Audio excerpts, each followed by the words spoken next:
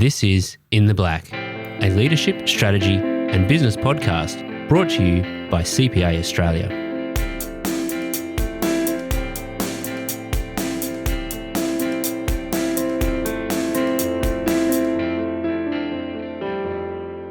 Welcome to In the Black. In this special Crime by Numbers episode, love is in the air, or so it seems. Romance scammers target victims who have access to money. Accountants fit the bill perfectly. What are the telltale signs, and how do you protect yourself? Here is Jackie Blondell and Crime by Numbers. According to the Australian Competition and Consumer Commission, the ACCC, Australians lost $142 million to romance fraud in 2021. But that's not the whole picture, because about a third of romance fraud goes unreported.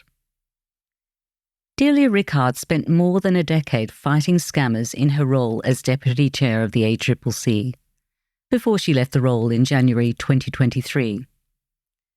She says victims of romance fraud lose much more than money.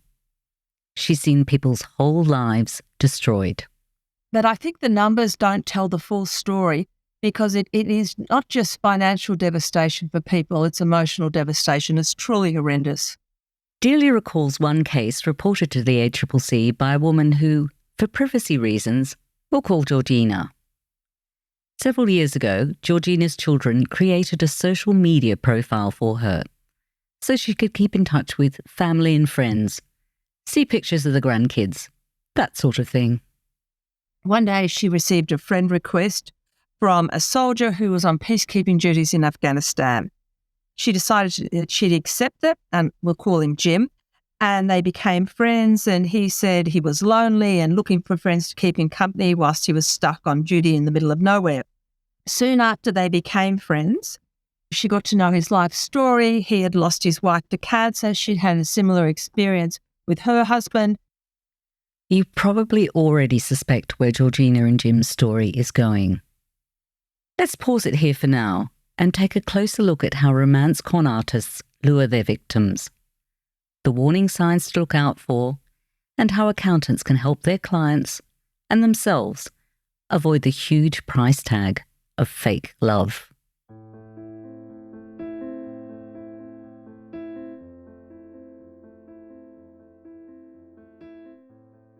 Romance fraud involves taking a false online identity to gain someone's trust and affection, and then manipulating them, usually for money. Romance scams are on the rise, with more people connecting through social media and online dating platforms than ever before. In fact, Match Group, which owns popular dating apps like Tinder and Hinge, this year launched a campaign to help platform users avoid being scammed by a fake love interest. Romance scammers don't just trawl for victims on dating apps. They target sites completely unrelated to looking for love. Scrabble apps like Words with Friends or professional sites like LinkedIn. That's how an accountant in Thailand was lured into a false romance. In 2019, Shamanan Phetpuri, a 50-year-old CFO working in Bangkok, received a LinkedIn connection request from a handsome US Army doctor working in Afghanistan by the name of Dr. Andrew Chang. The pair began a correspondence, exchanging countless messages, and, before long, Chamanan thought she'd found true love. That's when Dr. Andy said he planned to transfer an $85 million inheritance from his late father to Thailand so he could buy a luxury house for him and Chamanan to start their life together. Trouble was, he ran into difficulties transferring the deposit from a Swiss bank account. He also needed to borrow some money from Shamanan to pay for expenses related to transferring his inheritance to Thailand. It was a significant amount, and Shamanan simply didn't have that kind of money on hand. So Dr. Andy allegedly convinced her to borrow it from her employer. In early 2020, Shamanan was arrested for allegedly stealing $250 million from her employer. This was the biggest romance scam in Thailand's history. As of July 2020, some 22 people had been arrested as part of the scam. Shamanam's story may seem far-fetched, but these kinds of scams, albeit on a smaller scale, are more common than you'd think. Dr. Cassandra Cross is an associate professor in the School of Justice at Queensland University of Technology. She has been researching fraud victimisation for more than a decade, and she says romance has always been one of the top 3 fraud categories. So back when I first started researching fraud, romance fraud was a small proportion of overall fraud losses, whereas fast forward to now, and we are seeing an increase in the ways that offenders are targeting victims with romance fraud. And I think it's just the fact that they've realised it's a very effective way of doing it. We as humans, we're always, I guess, looking for connections. Certainly in my time, I've spoken to a number of victims who have lost in excess of $500,000. Cassandra says romance fraud can be tricky to detect because of the complex and diverse way that offenders lure their victims. I think it's just really important to recognise that demographics alone aren't good predictors of romance fraud victimisation. But from the stats that we do have available to us, those aged 45 through to 64 are a very, I guess, attractive demographic. And I guess the reason for that is that many cases, individuals are perhaps exiting a first relationship, a first marriage, and they're then looking for the next phase of life. And that can make someone vulnerable and can make a very attractive target for offenders. The techniques used to lure victims vary, depending on whether the con artist is a woman or a man. I should mention here that women usually report higher financial losses to romance fraud, while men report higher financial losses to investment schemes. But men still fall victim to scams of the heart. In 2023, a woman called Peaches Sturgo was arrested in Florida for allegedly swindling $2.8 million from an 87-year-old man she'd reportedly met on an online dating site. Cassandra says techniques used on men and women play into classic gender stereotypes. Men tend to get catfished by a woman, supposedly in distress. They build an online relationship over a period of weeks or months before needing to borrow money urgently to get out of a fix. In the case of Peaches Sturgo, she allegedly asked her victim for money to pay legal fees. Female romance fraud victims tend to fall for authoritative identities, fictional adventurers whose work takes them to far-flung places, which conveniently makes meeting in person simply impossible. Fraudsters pretend to be medics doing aid work in Africa, engineers working on remote oil rigs, or peacekeepers posted to war zones, as it was in the case of Georgina's fictitious gym. Here's Cassandra Cross again. So whether it's military, whether it's professional, I guess the reasons for asking for money are slightly different, not necessarily in terms of rescuing and saving them as such, but about assisting them with different financial ventures. Delia Rickard says that the narrative that fictional military peacekeeper Jim fed to Georgina fits this pattern perfectly. He said he was being posted to Nigeria, but that his time with the US military was nearly finished. And he sent her pictures, and he looked like a handsome-ish fellow in his uniform, etc. And he kept talking about when they would get together and how much he couldn't wait. He also told her that he liked gemstones and wanted to set up a jewelry store when he retired. And he said that this was the best part of being in Nigeria because there he'd be close to precious stones where he could buy them much more cheaply than anywhere else. And he told her that he was coming to see her, but had some trouble with his bank card, and there's always trouble with bank card of accessing your money. He said it wasn't working in Nigeria and couldn't get funds to pay for an export tax on the gemstones. Can you hear alarm bells ringing? Delia Rickard says that she's seen more and more romance scams morph into investment scams in recent years. They even have a name, crypto-rom, or romance baiting. I think our numbers in terms of romance scams significantly understate the number of victims that are out there, because what they're doing now, after they start chatting, the bond develops, love develops, they show that the scammer will show the victim their investments, usually in cryptocurrency, and there'll be a website and it will look like they're going up and up and up and they're making a fortune. And they say, why don't you have a go? We've got money, then we can be together. It will be wonderful. If romance fraud offenders seem heartless, they truly are. Here's Cassandra Cross. In terms of, I guess, the victim's psychology and how they approach this, it's clear from my perspective that it's purposeful, it's deliberate, that they know they are going to exert a lot of damage on the victims, but there's certainly no sympathy or no empathy in there. Romance fraud for me is the most brutal of fraud types because it doesn't just focus around that, I guess, financial advantage, but it very much seeks to exploit the desire for someone to be in a relationship and to have that personal, intimate connection with somebody else. Often romance scams are not the work of a lone fraudster, but highly organised teams of criminals. Detectives working on Shamanam Fetwari's case in Thailand traced the scam to a group of fraudsters in Nigeria and also found it involved people working in several countries, including Thailand, Malaysia, England, the United States, and Australia.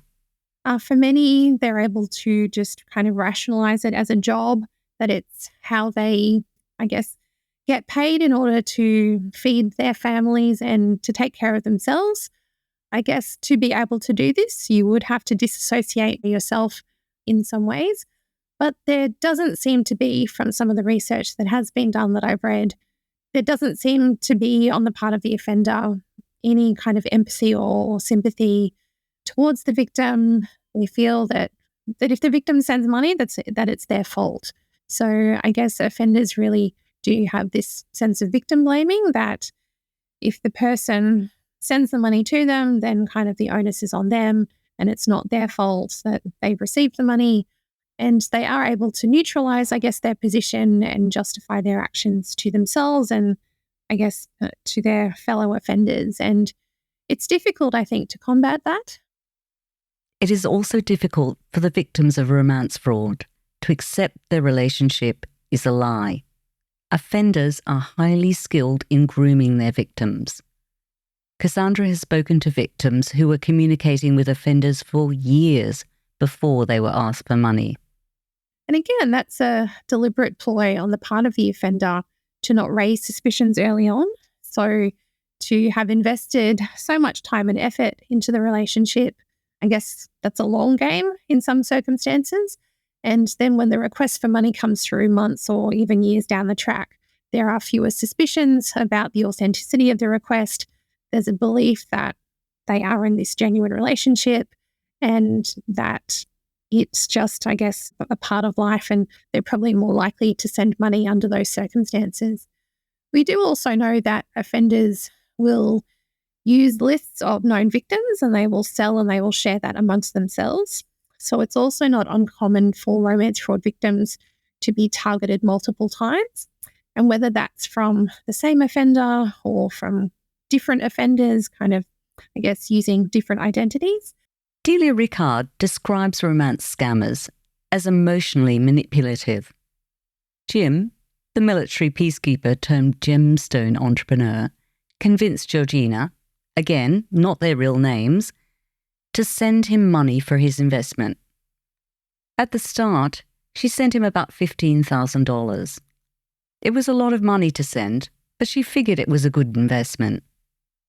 He was an honest soldier, and if things worked out, they'd spend the rest of their lives together. Now, this, of course, was a mistake. And things seemed to be going well, and he said he was coming home, he was on his way to see her, until he got to a stopover in Malaysia.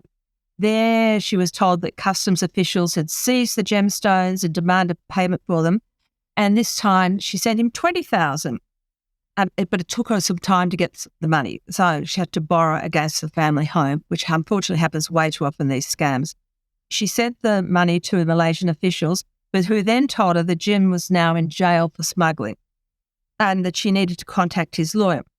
And then the lawyer said that there was anti-terrorism, money laundering, yada, yada, yada. And this would be another $10,000. The fake lawyer told Georgina he also needed to pay for Jim's court costs, plus his own fees, and this would be another $5,000. And so Georgina sent the money. But then she was told there was another government official demanding payment. Almost every day she was contacted with new demands for money. She was even sent forms to fill in and documents that looked official and legitimate. All up, Georgina lost probably around $100,000. And at that stage, though, she wasn't caring about the money. She just wanted to help him. And she truly believed he would pay her back. Even when Georgina ran out of money, the demands didn't stop. Eventually, she went to the police. And it was then that they explained to her that this was all the classic hallmarks of a romance scam. Even though, and this is also common, she eventually accepted that, but she still had this feeling that she was somehow letting Jim down. So her head knows it was a scam, but her heart really doesn't. Romance scammers are highly skilled at getting their victims to come up with the money. The bank balance is just the beginning. Cassandra Cross says she's seen romance fraud victims turn to self-managed super funds, for example. I guess one of the challenges and the risks to that I've seen in my research and from talking to victims is that in some circumstances, victims will access those funds illegally with the intention of just withdrawing to loan out a particular amount of money to an offender under the assumption that they will get that money back quite quickly. Ultimately, what we know happens in all of these circumstances is that the offender just takes off with the money and the victims don't get repaid in the way that they were promised.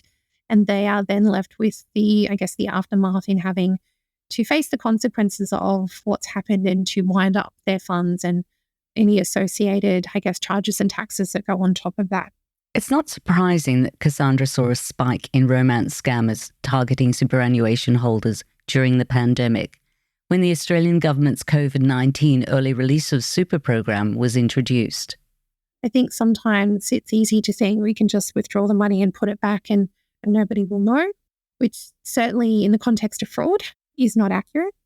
I think one of the important things for accountants to be aware of is just to have these conversations with their clients about, particularly those that do have self-managed superannuation, to make them aware of, the gravity of the situation in many circumstances, that it's not money that kind of should be considered to be available to be able to be withdrawn and put back as needed. There are very restricted circumstances in which that actually can happen.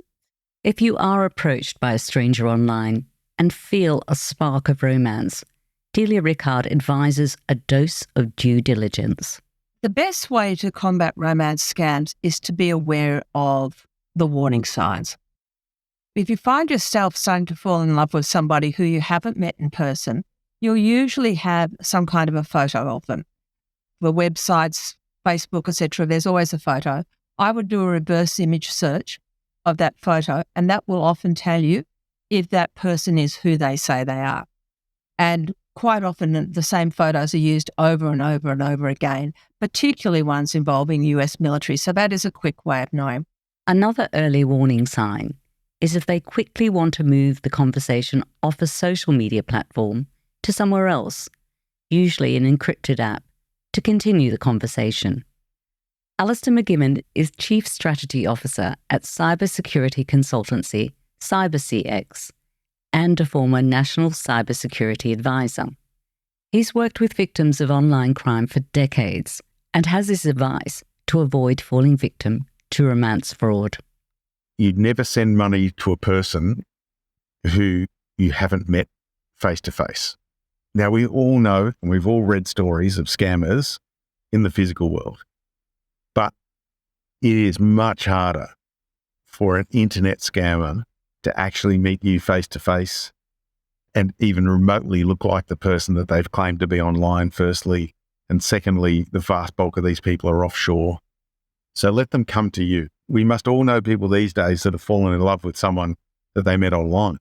I know people that are married and have kids that they've met online. That's terrific. But I'm almost certain they didn't send them cash for an airfare in order to spark that relationship. A final word of advice from Delia Rickard is never take investment advice from someone you've only met online. And if you suspect you've been scammed or that a friend or client is being scammed, report it to the police or to ACCC Scamwatch. That's what Georgina eventually did. So that's how we're aware of her story. And we really appreciate people being brave enough to share their stories like that, because we only talk about matters where people have given us permission to talk about their cases. Because that way it really can help us warn others about these truly dreadful scams. If you enjoyed this special Crime by Numbers episode, subscribe to the In the Black podcast, leave us a review, and tell your colleagues and friends about us.